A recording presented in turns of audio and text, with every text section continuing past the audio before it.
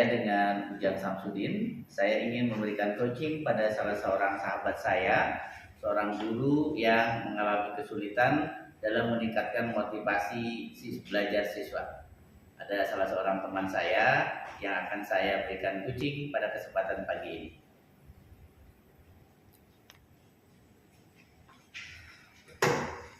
Halo, apa kabar Pak Wahyu? Alhamdulillah Pak. Kelihatan murah sekali Pak. Pak. Gimana ini? Ini saya kan ngajar kelas 6 ya. Iya. Tapi motivasi belajar siswanya itu saya rasa rendah banget Pak, gitu ya. Oh, Kadang-kadang anak kurang antusias gitu ya. Kemudian kurang aktif anak-anak di dalam pembelajarannya, motivasinya rendah. oh iya. Bagaimana sih ya? Kira-kira Bapak kan sebagai guru yang lebih senior gitu ya. Mungkin ada masukan atau apa gitu Pak? Oh iya. Jadi gini, berdasarkan pengalaman saya Pak Wahyu ya.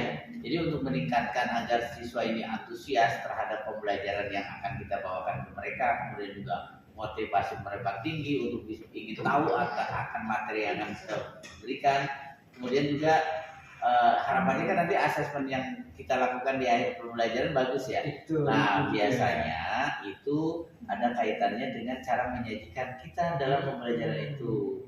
Mungkin kalau yang metode yang bukan ceramah, diskusi, anak-anak bosan dengan metode yang seperti itu. Saya rasa mungkin coba cari metode yang lebih kira-kira menghidupkan kelas. Ya, Bapak tahulah pasti metode apa ya selain ceramah dan diskusi yang kira-kira melibatkan anak untuk antusias belajar. Jadi kira-kira apa tuh materi itu? Nah, mungkin kira-kira metode pembelajaran yang bervariasi gitu ya Pak ya, lebih interaktif yang kira-kira membuat anak lebih aktif seperti menggunakan kelompok dalam pembelajaran. Jadi anak kita bikin kelompok-kelompok kecil, terus atau kita bisa menggunakan media-media pembelajaran yang lebih menarik gitu ya. Nah itu, jadi jangan cukup cerita doang, kasih video pembelajaran yang menarik tentang materi pembelajaran yang kita bahas. Pasti anak antusias.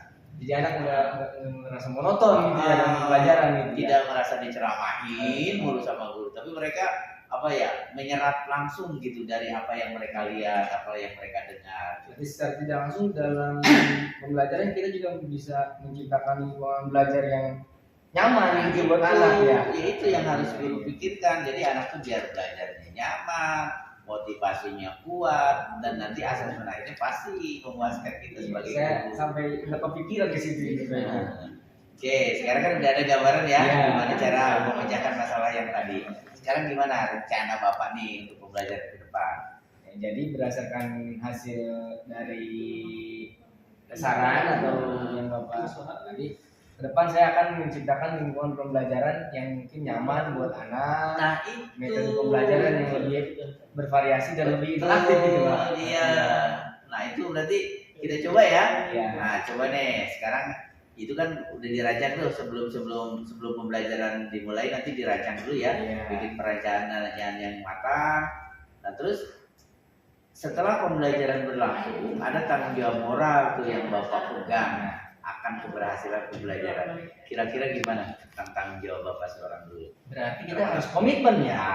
Betul. Komitmen terhadap apa yang nanti akan kita laksanakan. Mudah-mudahan yang kita laksanakan itu bisa meningkatkan motivasi belajar siswa. Gitu ya. Jadi tanggung jawab kita sebagai seorang guru, bagaimana caranya tadi meningkatkan motivasi anak agar anak antusias. Kemudian hasil asesmen akhir itu adalah tanggung jawab kita yang harus kita pikirkan. Kita berkomitmen untuk menciptakan pembelajaran yang bisa meningkatkan motivasi belajar anak gitu ya. Saya rasa lah masalah teknik pembelajaran Pak Wahyu banyak tahu lah. Mungkin saya juga lebih banyak Pak Wahyu ya. Oke, silakan. Terima kasih ya. Terima kasih, akan saya coba ini Pak ya. Oke. Bagaimana menurut Bapak proses coaching yang dilakukan oleh Wahyu bersama Pak Ujang?